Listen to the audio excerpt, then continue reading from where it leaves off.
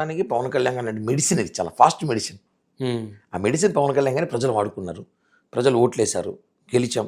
ఇచ్చిన హామీలు సూపర్ 6 అని కూడా సంవత్సరంలో అన్ని క్లియర్ చేసాం. రాజధాని డెవలప్మెంట్ చేస్తున్నాం, దాంతోపాటు పార్టీ డెవలప్ చేస్తున్నాం. జన సైనికులు అనుకునేది ఏమంటే పవన్ కళ్యాణ్ గారి అధికారంలో వచ్చేసాం మనం పూర్తిగా, మన చేతికి పవర్లో వచ్చేసాను కూడా తప్పది. మనం ఇంకా చాలా చేయాల్సింది పార్టీకి. ఓకే, పవన్ కళ్యాణ్ గారిని ముఖ్యమంత్రిగా చూడాలి మనం. దానికి మనం ఏం చేయాలి? ఆయన ముఖ్యమంత్రి అయినా అంటే అప్పుడు మనం అడగచ్చు, మన ముఖ్యమంత్రి అడుగున్నాడబ్బా మనం చూపించుకునేసి. సో అన్ని పదవులు ఏ కావాలంటే కోరుకోవచ్చు. మన ఇప్పుడు మనం అలయన్స్లో ఉన్నాం, అలయన్స్ ఒక ధర్మం ఏముందో పాటించాలి. కాదు 1/3 అన్నారు ఫస్ట్, తర్వాత ఆయన ఉప ముఖ్యమంత్రి అయ్యాక అధికారికంగా 20% అన్నారు, కానీ 10% కూడా రీచ్ అవ్వలేదు. ఇంకా ఉన్నాయన్న అన్న, ఇంకా 3 ఏళ్ళు ఉంది, ఇంకా నామినేట్ పోస్టులు ఉన్నాయి. అర్హత ఉండడానికి ఇస్తున్నాము. ఎవరికి ఏం అర్హత అంటే ఇప్పుడు చిన్న ఎగ్జాంపుల్, బ్రహ్మనాయుడు గారు, నాకు ఇక మీరే దొరికారు, ఎవరు లేరు కాబట్టి ఇక్కడ. బ్రహ్మనాయుడు గారు యాంకరింగ్ బాగా చేస్తాడు, టీవీ డిబేట్లు బాగా చేస్తాడు, అప్పుడప్పుడు సాఫ్ట్వేర్ ఉద్యోగం చేస్తున్నాను, ఇంతకుముందు చేసేవాళ్ళు తెలిసి ఇప్పుడు చేస్తానో తెలియదు నాకు, చేయట్లేదు. ఏదో రాజకీయాలు ఇంట్రెస్ట్ వచ్చి ఆపేసినట్టున్నారు, నాకు తెలియదు కానీ చెప్పినారు. మీరు పోయి మంగళ చేపలో కూర్చోబెట్టి మమ్మల్ని సేవింగ్ చేయమంటే చేస్తారా? అది మనకు రాదు కదా. కాబట్టి ఎవరు అర్హత ఉందో వాళ్ళకి ఆ పదవులు ఇస్తున్నారు.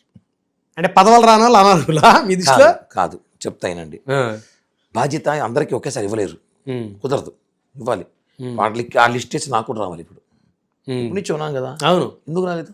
అది మొన్న ఈ ఇష్యూ అవడం వల్ల ఆగిపోయింది, లేకపోతే వచ్చేదేమో. ఇష్యూ ఏముందన్నా, ఇప్పుడు ఇష్యూ క్లియర్ అయిపోయింది కదా. దేశంలో ఎవరి మీద అలిగేషన్స్ లేవా? మళ్ళీ ఇట్లా వచ్చారా?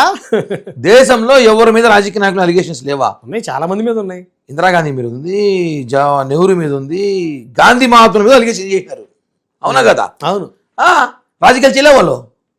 అంటే ఊరికి అలిగేషన్స్, దిష్టి పోయింది. కాబట్టి దీన్ని అంతా పట్టించుకో. పదవి వస్తుంది, నాకు కూడా వస్తుంది, బ్రహ్మాండంగా వస్తుంది. ముందు ఒక ఛానల్లో చెప్పేది, జనంలో గల్లీలో కాకపోతే ఢిల్లీలో తెచ్చుకుంటా. ఓకే, ఆయన అనుకుంటే అంతేగా, ఆయన అనుకుంటే వస్తుందన్న, రాకుండా ఎక్కడికి పోతుందన్న. ఆయన నమ్ముకున్నాడు, న్యాయం చేస్తాడు. మీరు చూడండి, మొన్న లిస్ట్ అందరికీ, అవును, ఎవరైతే సీనియారిటీ ఉన్నారో సీనియారిటీ ప్రకారం చేస్తున్నాం. మన అందరికీ ఓపిక పట్టాలి. సీనియారిటీ పార్టీకి అన్ని విధాలు సహకరించిన కొంతమంది ఉంటారు, పార్టీకి వాళ్ళకి ఇవ్వాలి, మాట చుట్టాము. పార్టీకి పనిచేసిన కొంతమంది సీనియారిటీ జిల్లా అధ్యక్షులు ఉన్నారు, ఇన్ఛార్జీలు ఉన్నారు, స్పోక్స్ పర్సన్స్ ఉన్నారు, అందరికి వస్తాయి, టైం పట్టదు. మొన్న ఏదో 10 ఏళ్ళు ఓపిక పట్టినారు కదా, పట్టారు 10 ఏళ్ళు ఓపిక పట్టినారు. ఒకవేళ మళ్ళీ జగన్ వచ్చి ఏం చేస్తుంటారో, పదవల్ల తొక్కాలి, అందరూ జైలు ఎత్తుకువేసి ఉంటాడు. ఉన్నాం కదా మనం, గౌరవంగా ప్రశాంతంగా ఉన్నాం కదా, అందరికి వస్తుంది. ఆ కాన్సెప్ట్ ప్రశాంతంగా ఉండాలి అంతే. మన త్రిశూల వ్యూహం అన్నారు కదా పవన్ కళ్యాణ్, అంటే మీకు అర్థమైందా?